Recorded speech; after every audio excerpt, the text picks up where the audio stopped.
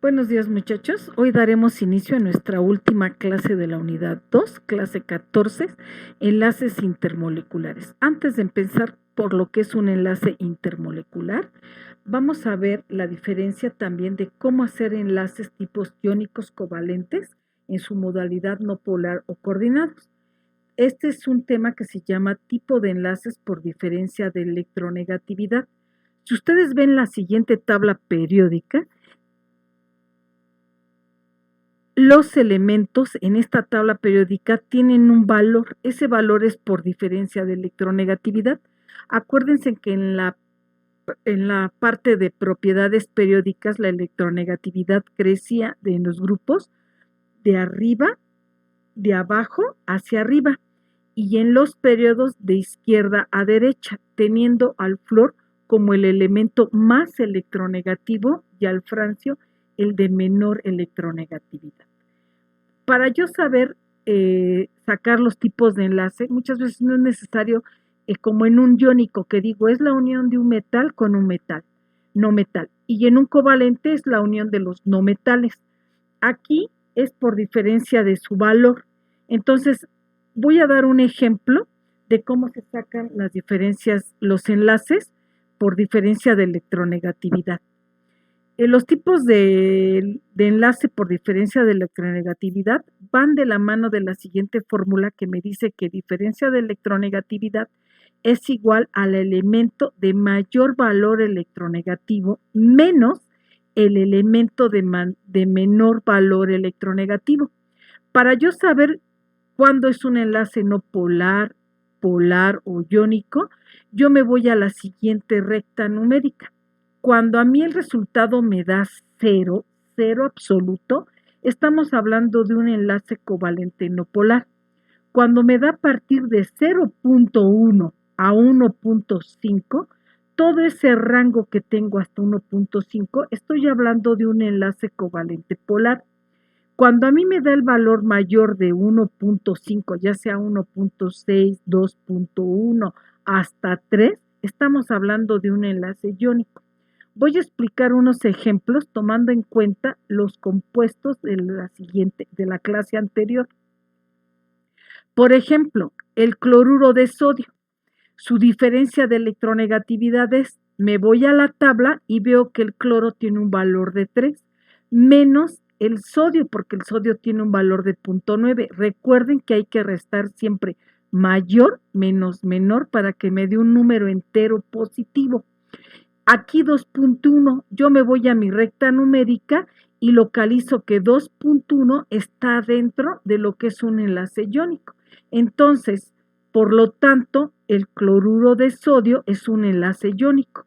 Si me voy al ejemplo de abajo, que es una molécula diatómica de cloro, pues voy a restar el mismo cloro. Me está diciendo que hay 2 veces el cloro.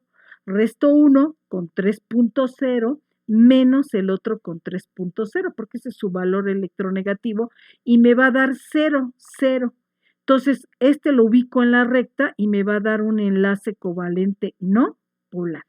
El otro ejemplo que vimos es el dióxido de carbono. Entonces, el oxígeno nada más se toma un átomo. Un solo átomo de oxígeno tiene el valor de 3.5, menos el carbono que tiene el valor de 2.5. Esto es igual a 1. Si yo lo ubico en la recta, me va a dar un valor de 0.1 al 1. Esto quiere decir que es un enlace covalente polar. Y por último, en el enlace del compuesto ácido sulfúrico,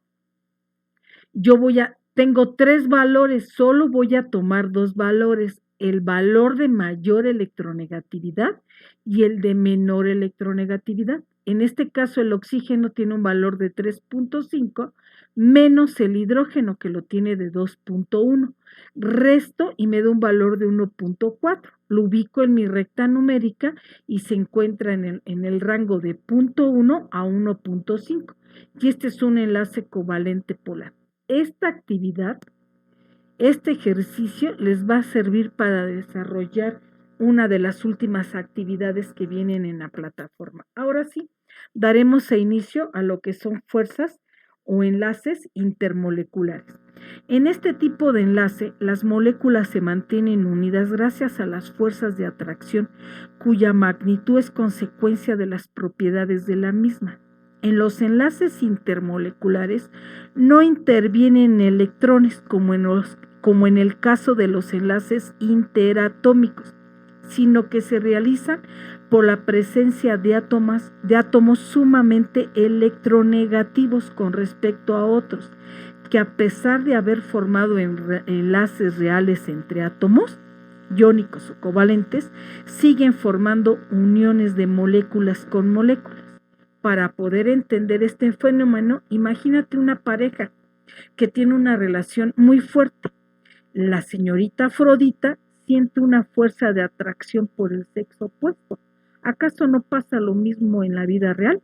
¿No es verdad que existen personas sumamente atractivas que nos llaman la atención? Lo mismo sucede con elementos cuya capacidad de atracción es muy grande, como el oxígeno en la molécula del agua o como el nitrógeno en la molécula del amoníaco. Las fuerzas de Van der Waals son fuerzas de atracción entre moléculas, ya sean monoatómicas o poliatómicas, sin carga neta, las cuales se dividen en tres grandes grupos que se aplican con detalle a continuación. El primero de ellos es fuerzas dipolo-dipolo. La interacción electrostática entre los momentos dipolares permanentes de las moléculas originan entre ellas una fuerza neta de atracción llamada dipolo-dipolo. La polaridad de las moléculas se debe a la diferencia de electronegatividades entre los átomos que se unen entre sí, lo que determina si una sustancia es polar o no polar, es decir, el sentido hacia donde se concentra la carga dentro de la molécula. Las moléculas polares poseen un momento dipolar permanente como consecuencia de la diferencia de electronegatividades de sus átomos y de la estructura geométrica que manifiestan. La segunda fuerza se llama fuerza dipolo-dipolo inducido. Las interacciones dipolo-dipolo inducido se presentan en moléculas eléctricamente neutras. Siempre es posible que en dichas interacciones exista un instante la interacción dipolo permanente de una molécula con sus vecinas más inmediatas. Esta interacción dipolo-dipolo induce un momento dipolar adicional en las moléculas del entorno, que origina una nueva interacción añadida que se denomina dipolo-dipolo inducido. La tercera fuerza es las fuerzas de London o atracción dipolo-dipolo.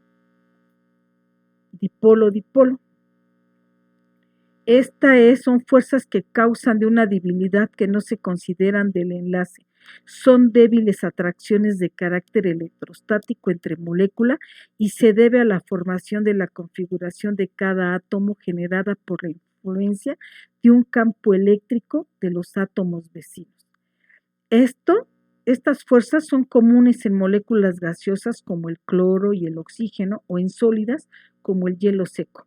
Este tipo de fuerzas, las fuerzas London, son fuerzas de dispersión.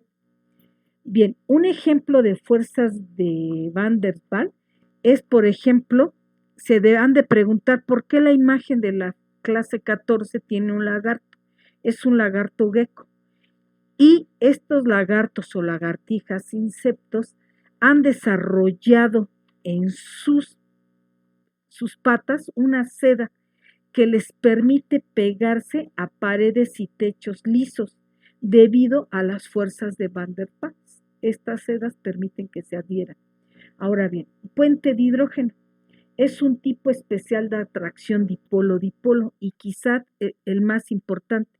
Se produce cuando el hidrógeno está enlazado a un átomo muy electronegativo y pequeño volumen como el oxígeno, el flúor o el nitrógeno, formándose moléculas muy polares atraídas entre sí por intensas interacciones bipolares.